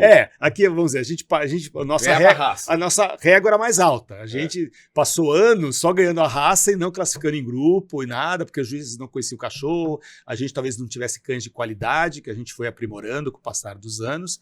E quando a gente chegou no determinado nível, eu falei, vamos começar a mandar cachorro para lá, para a gente testar onde tem mais competição, na raça. Tá boa a criação. Ali a gente ganhar a classe lá fora já era um negócio. E aí a gente passou a ganhar a raça, depois ganhar grupo também, classificar. É uma final, fêmea, né? Tudo. É uma fêmea, é a Cora. A gente levou, na época o Marcelo Chagas já morava nos Estados Unidos, que é um render brasileiro que está radicado nos Estados Unidos há muitos anos, e ele fez todo o campeonato da cachorra, né? Lá você ganha essas fitinhas aqui, quando você ganha as diversas categorias que existe lá do American Kennel Club. Você vai somando isso aí, você tem que somar pontos, tem os majors, tem um sistema de classificação que você tem que ir ranqueando. Durante que você ganha determinada quantidade de pontos ou de majors, você fecha o campeonato americano, que a gente fala, foi o que aconteceu nessa exposição aqui, né? Que ela fechou o campeonato americano aqui. Né, nessa exposição aqui. Success Hills Kennel Club. Tem muito Kennel Club dos Estados Unidos, o Dan sabe disso. E onde né? que é esse Success Hills? Que estado? Onde que é? Eu acho que era Carolina, se eu não me engano. né? O Marcelo ele não ia muito longe assim, de casa, né? Ele morava em New Jersey. Todo fim de semana tem exposição. Todo fim de semana você pode rodar o país se você quiser, que tem exposição. Né? Mas, de maneira geral, as pessoas elas ficam meio próximas na sua região, elas ranqueiam, elas classificam na sua região. E aí, só para finalizar, o Marcelo pegou todas as premiações que ela ganhou e ele nos presenteou com esse quadro aqui da primeira Bull Mastiff que foi campeã americana. Muito legal. É isso. Muito bom. E eu ia te perguntar que a gente mencionou sobre os valores altos e tal. Quanto custa um filhote de Bull Mastiff? Cara, hoje eu estou há uns 2, 3 anos fora, mas assim, na época que eu criava, a gente sempre procurou balizar a venda, assim, meio que dolarizar. Sempre foi alguma coisa em torno de $1.000, um filhote. Né? Hoje seria 5, 6, 7 mil reais, dependendo, alguma coisa assim. Okay, sempre foi mais ou menos nessa... Super dentro do que a gente vê. Não sei hoje como é que tá, né? Precisamos até pegar... Hoje deve estar uns 10 pau. Pode ser. Né? Depende se tem pouca... Puta, um trampo ter uma ninhada desses cachorros aqui. Mas é isso, né? Ao mesmo tempo não é um cachorro super ultra procurado, né? Que faça o preço subir. E você parou de criar por quê?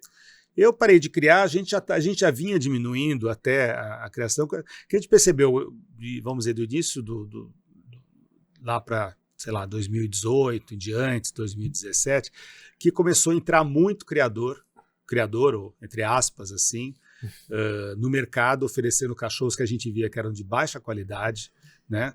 Você não sabia quem era o pai, quem era a mãe, não eram cachorros microchipados. às vezes o cara te oferecia sem pedigree. Acasalava sem fazer exame de displasia. Sem ter o exame de displasia. Né? E a gente começou, que o próprio mercado mudou, assim, as pessoas ligavam, a Kátia meio que brigava comigo, mas comentava assim, né? Se a pessoa ligava, do canil, tal, não sei o quê, quanto custa um filhote? Se a primeira pergunta do cara era quanto custa, eu já não vendia para ele. Né? Se o cara está preocupado primeiro em quanto custa o cão, né? Ele não vai ser um bom tutor. É o valor menos importante de todos. Pois é, né? Puta, e a você tem exame genético, você tem exame de displasia, esse seria. E essa última questão, a gente teve algumas pessoas que a gente vendeu cães na época, assim, a pessoa perguntava lá no fim, depois que já tinha, não, o cachorro é meu, não sei o quê. Desculpa perguntar quanto custa, né? E depois, a gente sempre facilitou muito, assim, tipo, você quer parcelar em 5, 6 vezes? Não tem problema, a gente facilitava muito quando a gente percebia que a pessoa realmente queria e era o tutor certo para aquele cachorro. Né? Então a gente começou a perceber, a gente começou a diminuir a criação, a gente começou a não repor tanto os cães. Né? Aí a partir de 2018 a minha esposa adoeceu e a gente passou 2, 3 anos aí lutando contra a doença. No fim ela faleceu em 2021, aí eu perdi totalmente assim, a vontade de continuar criando. A gente já estava com poucos exemplares, alguns cães mais idosos. E aí falei, chega, deu, a nossa contribuição está aí, tem a história toda para contar, a gente deixou acho que um legado muito maior, tem muito mais informação hoje, assim, de quando a gente começou a criar, a gente não achava nada sobre a criação do Brasil, fotos, documentação, registros, tudo. Então acho que a gente fez um bom trabalho, eu acredito que tem cães por aí com o nosso sangue ainda circulando de maneira geral.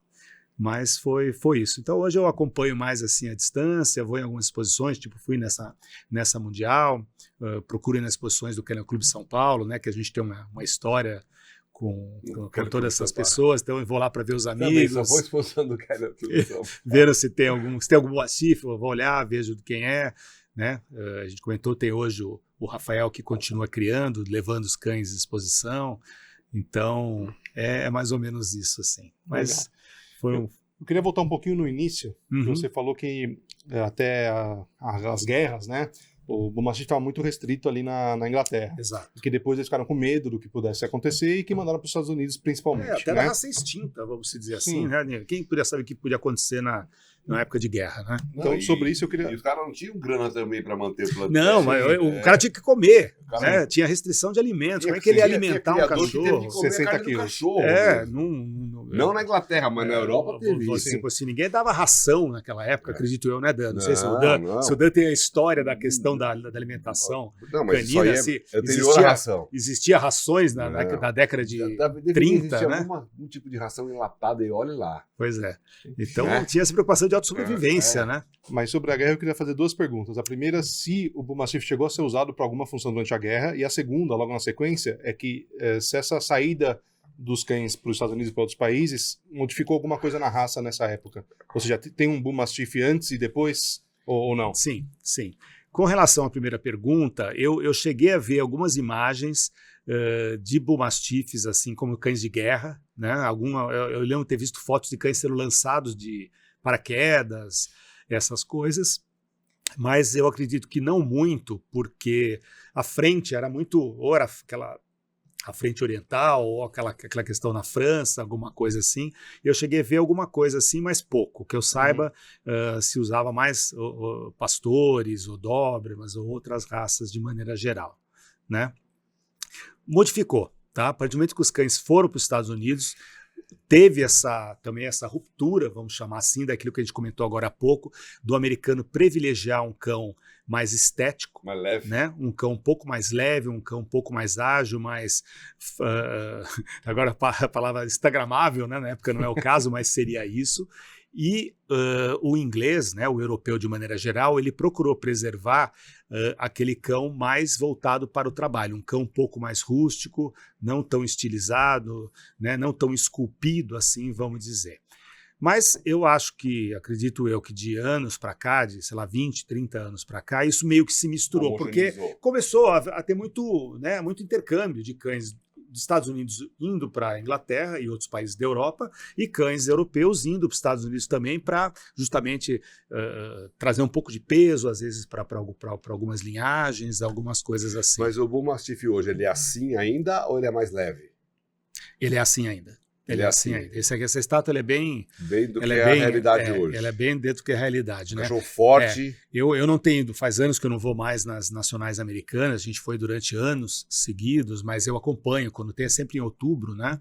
Então eu sempre procuro acompanhar para ver quem são os criadores que estão, né? Porque vai mudando, né? Vai entrando gente nova e vendo o tipo de cachorro que está sendo criado, né? E continua sendo ainda criado assim.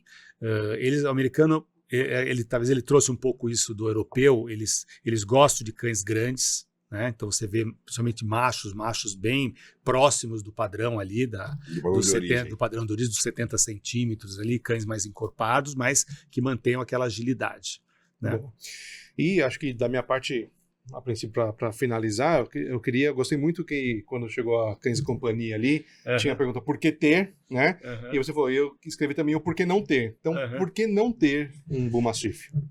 Bom, algumas questões. Acho que para você ter qualquer cachorro, você tem que ter comprometimento, né? Hoje em dia, cada vez mais que as pessoas não se comprometem com nada, né? Muitas vezes as pessoas compram um cão como se estivesse comprando uma bolsa, né? Na loja, que ela gostei, vou levar para casa, não gostei, boto na prateleira. Ou descarta. Ou descarta, pior ainda, né? Quer dizer, ou não vai dar a atenção que qualquer cachorro precisa, não é só o Bull Mastiff, ou vai, por alguma questão ou outra, descarta o animal, dá de presente, solta na rua, que é pior ainda. Às vezes deixa assim, abandonado no próprio quintal. Deixa abandonado com maus tratos, com maus cuidados, vamos se dizer assim. Então, a primeira questão é comprometimento. Você está assumindo um compromisso seu por 8 a 10 anos, aquilo que a gente comentou, né? Por aquele cachorro. É um cachorro grande, é um cachorro pesado, um cachorro que ocupa espaço, que come bastante. Precisa passear, você vai ter gastos aí com banhos, vai ter gastos com veterinário, com medicamentos, com vacinas, né?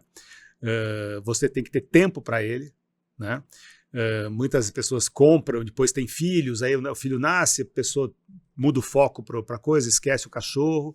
Então eu diria que principalmente são essas questões que eu procurava colocar para as pessoas ter responsabilidade. Porque eu sei falar, por que você quer ter um cachorro? Né? Por que você chegou até mim? Né? Muitas pessoas estudavam assim, olha, eu cansei de ouvir isso aí, eu fiz um estudo e eu descobri que o Mastiff é a raça que eu quero. Eu falava, por quê? Por causa disso. Falei, bacana. É legal. E a gente sempre procurou fazer um acompanhamento desses cães depois que que eles mudavam de casa, assim. Então, por essa questão de eu ser veterinário, né, eu falo, olha, eu estou já na primeira vacina, precisa tomar as segundas doses, terceiras doses, tais datas, se você quiser, eu me comprometo a ir lá fazer as vacinas. E a gente fazia como se fosse uma consultoria meio que constante, né, as pessoas muitas vezes queriam acasalar esses cães mais tarde, a gente nunca vendeu cães castrados, então, se era do meu interesse, ficava uma fêmea bonita, um macho bonito, eu usei algumas vezes esses cães na minha criação, né? Tipo uma copropriedade. Não chegava a ser copropriedade, uma parceria, né? Muitas vezes a pessoa que, eu queria casalar ela, que eu queria ficar com o filhotinho, não sei o quê. Eu falei, vou te ajudar se for com o macho ideal. Ou se ele tinha, de repente, uma fêmea ou um macho que ficou bonito, aconteceu muito isso, assim, porque... Até é bom isso aí, né? Diferentemente, por exemplo, de raças pequenas, que você pode segurar, vamos dizer, até uma idade aí, 6, 7, 8 meses. E tem plantel maior também. Ter plantel maior porque come menos, né? Eu vi a matéria com a Mônica Redini e tudo, né? Você pode segurar um filhotinho ali que não tem problema nenhum. Né? Agora, você não segura um Bull Mastiff até 8, 10 meses de idade. Primeiro que ele vai comer muito nesse período. Segundo, você não vai mais vender depois. A gente fala, tinha um deadline. 3 assim, meses eu não 3 e 4 meses no máximo. Depois disso... Já pesa 10, 15 quilos o cachorro? Quando a gente desmamava, eles geralmente já perto de 10 quilos. Mamava com 2 meses. Com 2 meses e meio. 3, 4 meses. Pois é. Eles nascem com meio quilo, de maneira geral. Eles já nascem pesando meio quilo. Caramba. Bom, e para fazer aquele corte bonito, já que a gente está falando assim, por que ter um Bull Mastiff? Então, dentro de várias raças de proteção e do mesmo porte, por que o Bull Mastiff? Eu diria principalmente pelo fato de ele ser um cão extremamente equilibrado. Tá? É uma raça que você pode ter com a confiança e a tranquilidade de que dificilmente você vai ter um acidente dele morder uma empregada, morder um prestador de serviço, alguém esqueceu o portão aberto, ele saiu para a rua, né? Ele é um cão que, no caso de uma defesa, ele vai te proteger, aquilo que a gente comentou do cão eventualmente pular e conter alguma pessoa estranha ou simplesmente acuar num canto. Ele tem uma expressão que a gente viu que causa medo, que transmite uma certa coisa, porém ele não é, que a gente sabe, então ele faz uma guarda muito mais preventiva. É um cão extremamente amoroso, né? Muito ligado ao dono, gosta, ele fala, a gente brinca, ele acha que ele é um poodle, ele quer vir pro colo, se você deixar, né? Ele adora ficar dentro de casa. A gente já comentou dos criadores americanos, criadores que criam dentro de apartamento, ele adora isso, ele vai para lá e para cá atrás de você. Eu tive casos de pessoas que eu vi, o cachorro ia trabalhar com ela, ficava deitado no chão, na mesa ali do lado dele, né? Quietinho, um cão que late muito pouco. Né? Isso é bom, hein? Não, tinha alguns cães que eu falei, esse cachorro é mudo, não é possível, né? Não consigo escutar o cachorro latir. Eu tive uma cachorra... Na hora que ele latir, ele vai ter credibilidade. Exatamente. Eu lembro que a gente vendeu uma cachorra para uma pessoa e assim, ela me ligou um dia, Davi, ela latiu.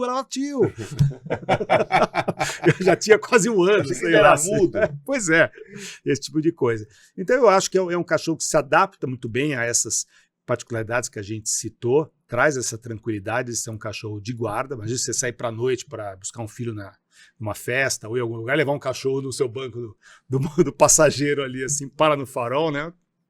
E eles têm esse sentido de território dentro do carro também, é muito engraçado. A gente levava os cães eventualmente no começo, depois a gente passou a ser mais responsável e levava dentro da caixa. No farol, né? Mas primeiro os cachorros ficavam soltos no banco de trás, assim, parava no farol, ele ficava louco, assim, ficava com a janelinha aberta, mas só fazendo graça, né? Que ele fosse, mas ficava todo empoderado, assim, né? Porque estava dominando o carro ali, assim, né? Muito só bom. Uma pergunta, na questão da alimentação, eles têm a questão da torção gástrica, você tinha cuidado com isso? Tinha muito cuidado, eu tive alguns casos de torção gástrica, não é tão comum como, por exemplo, é no dog alemão, que a gente pega muitos casos aí de maneira geral, no próprio Mastiff, Mastim napolitano, mas ocorre, eu tive 2 casos. Existe, obviamente, alguns cães que têm uma predisposição maior para isso, né? Eles têm eventualmente uma fragilidade dos ligamentos, ali, então aquela tendência daquele estômago virar. Aí você tem que ter os cuidados com relação à alimentação. Então, quais eram as dicas que você dá pro novo dá quantidade, dá obviamente um produto de excelente qualidade, um produto premium para comer menos. A gente, né, a Super Premiums, a gente estava assim, nas últimas, né, evoluções, aí, dando 500 gramas por dia. Uhum. Né? E dividir aqui 3 vezes? 3 vezes ao dia, dividir em 3 vezes, Cachorro faz grande 100 e come poucas mais gramas por vezes. dia. Obviamente, não forçá-lo ou estimulá-lo a fazer atividade física pós-alimentação por algumas horas. Mas fora isso, te falei, tirando 2 casos, de maneira geral, Pelo contrário, não né? tem Tem uma que fazer até predisposição. a atividade física antes de comer, né? Que aí pode fazer o que quiser. Exatamente. Então, existe, como qualquer raça de grande porte, está sujeita a isso aí. Mas eu diria que é um problema, de maneira geral, muito mais relacionado a manejo do que propriamente a uma questão clínica, uma questão do organismo do próprio cachorro, né? Muito legal. Davi, acho que a gente abordou bastante coisa. Tem alguma coisa que faltou que você acha que é importante falar sobre a raça? Eu acho que não, eu queria agradecer o convite ao Dan, ao Gustavo, fiquei bastante feliz, bastante surpreso, né, considerando que eu estou afastado há alguns anos já da Mas você tem criação, história na raça, mas talvez por isso, né, da gente poder estar aqui, divulgar um pouco uma raça que eu sigo achando maravilhosa, mas também tem aquela questão da própria responsabilidade que eu falei para você, de você tem que estar comprometido em cuidar de um cão por 10 anos, né? Eu, como o Dan, já somos aqui old school, assim, já temos uma certa idade, e eu não sei, né, se eu comporto criar um cão por mais 10 anos. Não digo que eu vou morrer antes de 10 anos, mas a situação atual de vida, estilo de vida, né, a gente prioriza outras coisas, acho que o Dan é a mesma coisa. É a mesma coisa. Então, eu optei por parar a criação. Hoje eu tenho uma única fêmea, uma fêmea importada também. Se a gente tem um tempinho, tem uma história engraçada dessa cadela, né, da Hope. A Hope a gente comprou nos Estados Unidos em 2018 e por uma questão bastante interessante. A Hope ela é filha de um macho que morreu há 15 anos atrás, que era irmão de ninhada da Lucy, que era uma das cadelas assim, das nossas top, que ganhou o grupo na Argentina, em cima do Camilo, em cima do Doberman lá do peitudão lá, né? O Vamos maior famoso de todos os tempos. Como é que chama aquele cachorro? já vamos lembrar o nome dele aqui. Ganhamos o grupo em Rosário, Lex Luthor. Em cima do Luthor, que era o cachorro que ganhava tudo. 1 milhão de filhos. Exatamente. 1 milhão o sêmen. Exatamente. Então, era um irmão próprio da Lucy. Lucy já morreu há muitos anos também, que é uma criadora muito amiga nossa nos Estados Unidos, guardou o sêmen dele, acasalou com uma outra fêmea que a gente teve sangue dessa linhagem, teve uma ninhada e a gente pegou a Hope. Quer dizer, ela é filha de um cão de sêmen congelado. Né?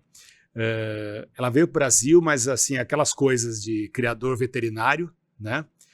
Eu não sei se o Dan quiser mostrar a propaganda, quer fazer propaganda da Pedigree? Não. Eu acho que eu não mandei, mas tem no YouTube. Consegue puxar rápido aí? Deixa eu ver se eu consigo achar. Como que eu procuro aqui? Deixa eu ver se eu acho que eu salvei isso aí em algum lugar, assim. Você não mandou. Não mandei, porque eu tentei salvar, mas do YouTube não consegui mandar. Eu sou meio... da Pedigree com o Davi Tarraga. Eu não sei como... Eu devo ter aqui no... Foi Pedigree maiúsculo. Eu sou péssimo para YouTube, né? Então eu não sei Eu onde... trabalhava na Pedigree, a gente fazia uma propaganda por ano, sei lá, com um top breeder que falava sobre a ração, né? O primeiro, lembra que foi com o Lima Duarte, com os Akitas? Que ano foi a propaganda? Nossa, 98, 97, 98, sei lá. Caramba. Eu acho fácil aqui. Ele vai te puxar. Quieto. Não é isso? Quer ver? O Lima Duarte foi a primeira. Várias pessoas fizeram, né?